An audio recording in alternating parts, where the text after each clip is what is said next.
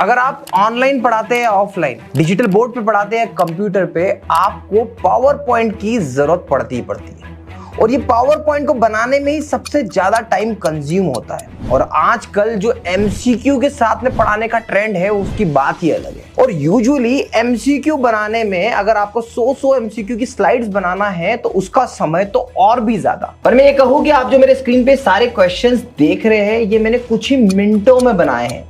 Usually traditional method क्या होती है, हमारे पास में ऐसी वर्ड फाइल या पेज मेकर की फाइल होती है और उसमें हम पहले ऑप्शन कॉपी करते हैं एंड ऑप्शन कॉपी करने के बाद में पावर पॉइंट में जाते हैं। पावर पॉइंट में जाने के बाद में एक राइट क्लिक करके डुप्लीकेट स्लाइड करते हैं, फिर ऑप्शन पे जाकर हम यहाँ पर ऐसे पेस्ट करते हैं, फिर जाते हैं फिर से पावर पॉइंट के अंदर, फिर क्वेश्चन उठाते हैं। ये प्रोसेस बड़ी टाइम कंज्यूमिंग है। मैं आपको बताने वाला हूं कि 100 क्वेश्चन अगर आपके पास वर्ड फाइल या पेज मेकर फाइल में है, एक बार में खुद ब खुद पीपीटी आ जाएगी।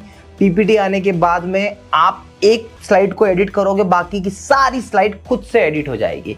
वीडियो थोड़ी सी लंबी हो सकती है पर बने रहिएगा। आज आपके आगे के 30 मिनट आने वाले आपके और आपके टाइपिस्ट के, आपके एडिटर के कई घंटों बचा सकते हैं। तो चलिए शुरू करते हैं इस वीडियो को। तो इस तरीके की वर्ड फाइल आपके पास में होती है और अल्टीमेट गोल है इस तरीके की अल्टीमेट लंबी सी हमें एमसीक्यू की पीपीटी बनाना है और वो भी वन शॉट में। स्टार्टिंग में थोड़ी मेहनत है, एक बार समझ में आ गया काम बन जाएगा। तो आपके पास में ऐसे फॉर्मेट में या फिर किसी अलग फॉर्मेट में वर्ड फाइल होगी या फिर पीडीएफ भी होगी तो कॉपी करके आप वर्ड फाइल में कन्वर्ट कर सकते हैं। अब देखिए क्या करना है, आपको कंट्रोल प्रेस करना है और आप जितने भी क्वेश्चन आपकी स्क्रीन पर देख रहे हैं उन क्वेश्चन को आपको सिलेक्ट करना है। ये वन टाइम प्रोसेस है, इन सभी क्वेश्चन को आपको सिलेक्ट करना है।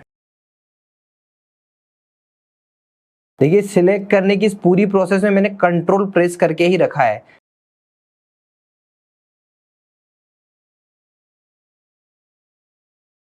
देखिए सारे क्वेश्चन हो गए सिलेक्ट। अब मुझे क्या करना है, इनको हेडिंग 1, कहां पर, ये देखो ये ऑप्शन देख रहे हो, इसको हेडिंग 1 दे देता हूं। तो ये सारे के सारे मेरे इस टाइप से हो गए।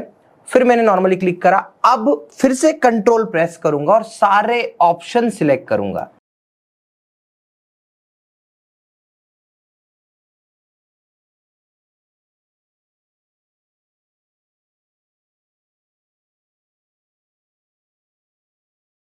ये देखिए मैंने सारे ऑप्शन सिलेक्ट कर लिए और अब मैं इसे दे दूंगा हेडिंग 2। तो ये पहली स्टेप हुई जहां पे आपने अपनी फाइल को रेडी कर लिया है पावर पॉइंट में इंपोर्ट करने के लिए। अब बेसिकली क्या है, तो आप अपने वर्ड फाइल के यहां पे टॉप पे एक ऑप्शन देखेंगे, मेरे यहां पे नीचे आ रहा है जो है send to Microsoft power point.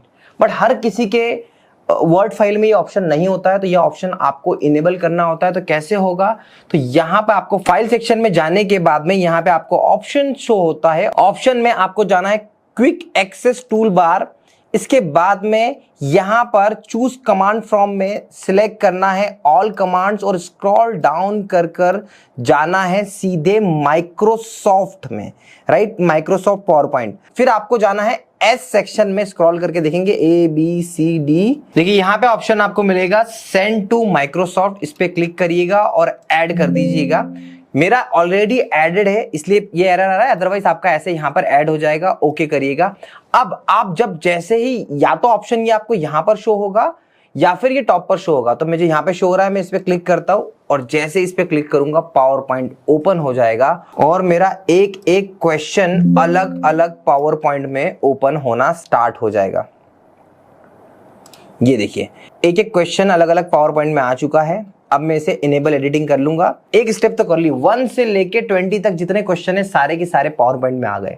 अब क्या स्टेप बाय स्टेप इनको एडिट करेंगे? नहीं, हम करेंगे एक स्लाइड एडिट, बाकी सारी की सारी स्लाइड ऑटोमेटिकली एडिट हो जाएगी।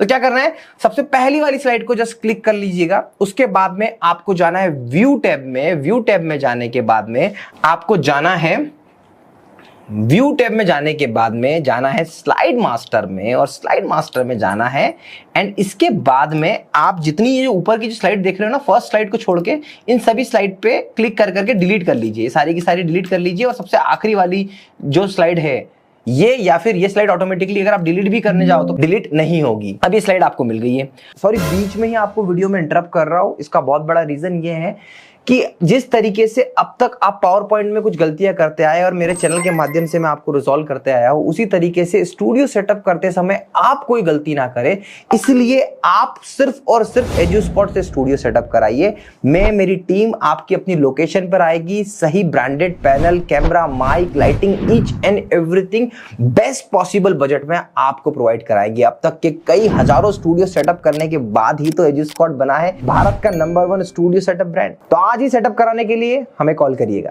अब आपको क्या करना है, तो आपको सबसे पहले इस स्लाइड को यहां से इन 3 सेक्शंस को हटा देना है, राइट। इसके बाद में ये आपकी हेडिंग H1, ये हेडिंग H2। इसका क्या यूज है मैं आपको बताता हूं।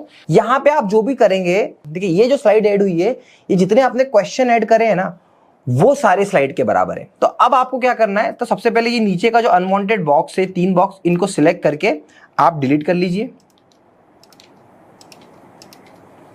एंड अब आपको क्या करना है, इस बॉक्स को और इस बॉक्स को अरेंज कर लेना है।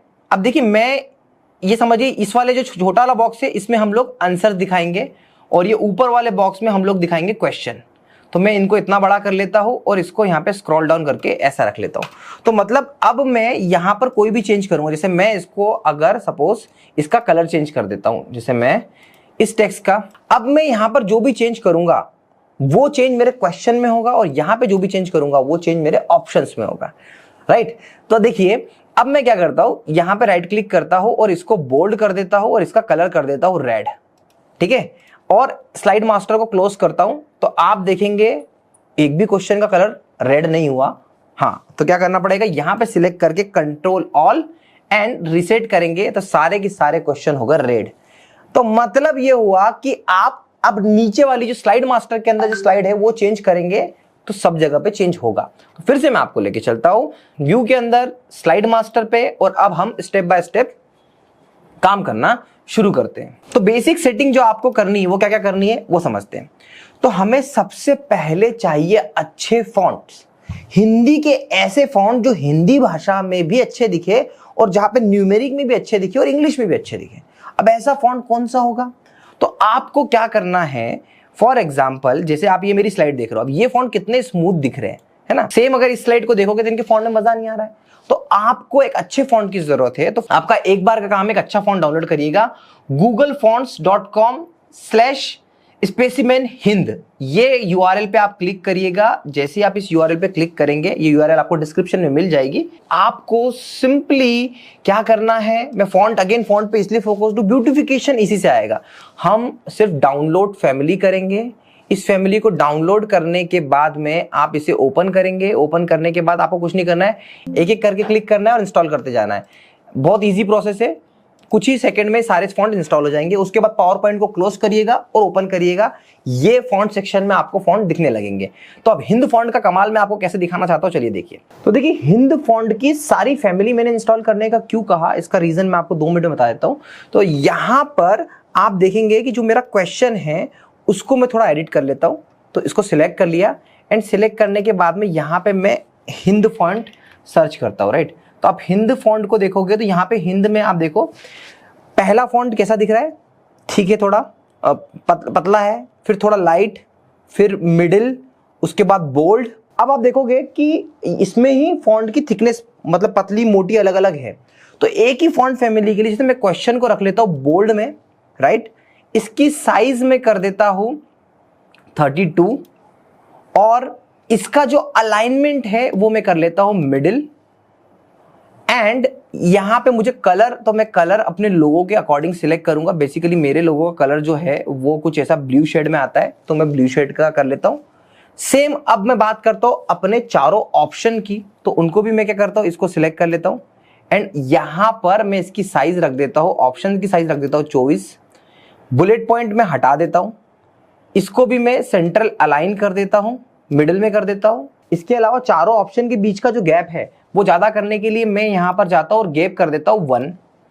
एंड यहां पर अब इसका मैं जो फॉन्ट है और कलर कौन सा रखूंगा, तो अगेन फॉन्ट में जाऊंगा हिंद फैमिली में ही, जो मैंने अभी इंस्टॉल करा हिंद में मैं जाऊंगा मीडियम पे।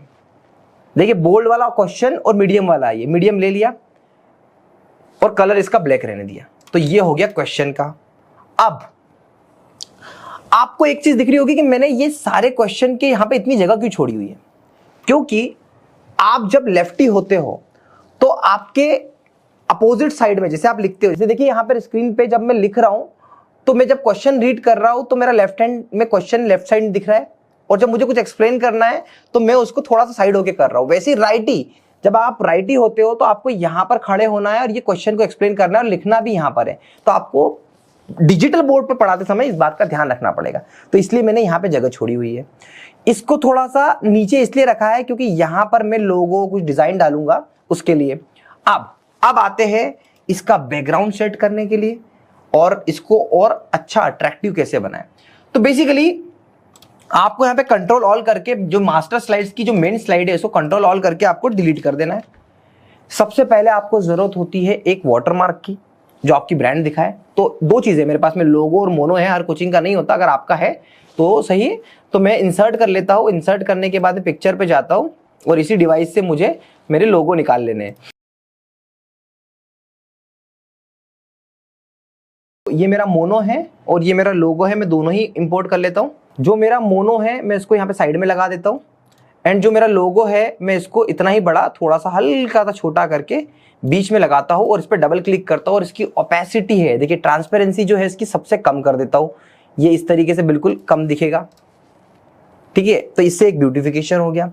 अब इसके बाद में थोड़ा सा और इसको अट्रैक्टिव बनाने के लिए हमें क्या करेंगे, तो मैं यहां पर जाता हूं इंसर्ट के अंदर, यहां पे एक शेप उठाता हूं, सिंपल सा एक शेप लेता हूं और इसको यहां से सिलेक्ट करके इस तरीके से यहां पे लगाता हूं। और जो शेप की स्टाइल है, देखिए मेरे लोगो में येलो कलर है तो मैं इस तरीके से ग्रेडियंट वाला येलो ले लेता हूं। अब थोड़ा और अट्रैक्टिव बनाने के लिए एक और ऐसी लाइन ले लेता हूं और इस बार इस लाइन को यहां तक रख लेता हूं।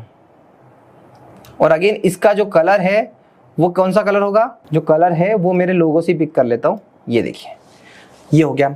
अब यूजुअली टीचर्स क्या करते हैं, क्रिएटर्स क्या करते हैं कि बहुत ज्यादा कुछ अपनी स्लाइड्स में डालते हैं, मैं उसको प्रेफर नहीं करता।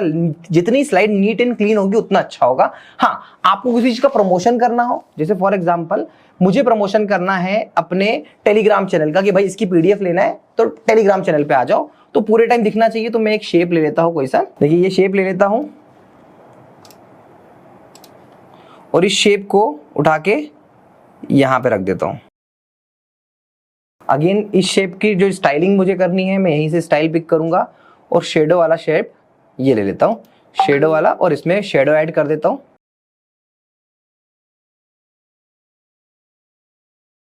राइट, अब मेरे को टेलीग्राम पे करना है तो मैं इस पर डबल क्लिक करूंगा और फॉर पीडीएफ विजिट टेलीग्राम अड्डा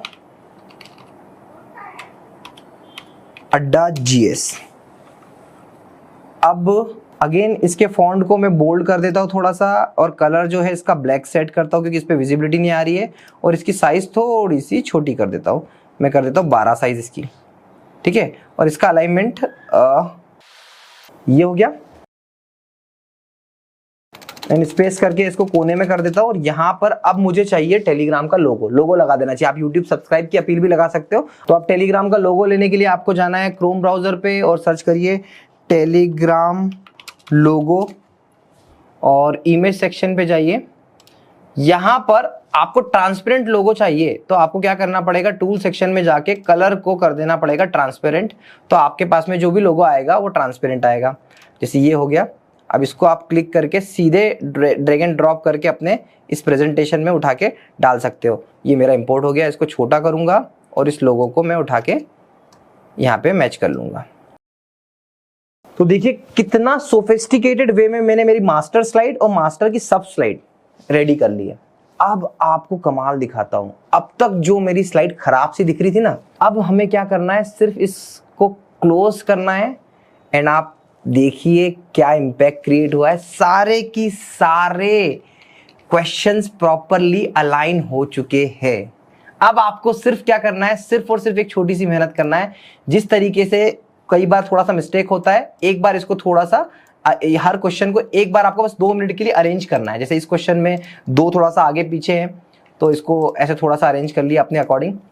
मतलब हार्डली 5 मिनट का काम है ये अरेंजमेंट। इस तरीके से आपका प्रॉपरली हो जाएगा, सारे की सारे क्वेश्चन आपके रेडी है। अगर फिर से आपको लगता है थोड़ा बहुत कुछ और चेंज भी करना है टेक्स्ट में या किसी चीज में, तो हमेशा आपको चेंज कहाँ करना है, स्लाइड मास्टर में। कैसे जाना है, व्यू पे जाना है, स्लाइड मास्टर पे क्लिक करना है। जैसे मुझे यहाँ पर इसकी ट्रांसपेरेंसी और बढ़ानी है, मतलब ये थोड़ा सा ज्यादा दिख रहा है, उठ के दिख रहा है, तो हम लोग इसको और कम कर देते हैं। जब आप स्लाइड मास्टर क्लोज करेंगे तो देखिए पूरा फिर से प्रॉपरली चेंजेस आते हैं। तो बेसिकली बताने का मतलब ये था कि एक वर्ड फाइल को पावर पॉइंट में कन्वर्ट करा, वो भी प्रॉपरली डिजाइन के साथ में।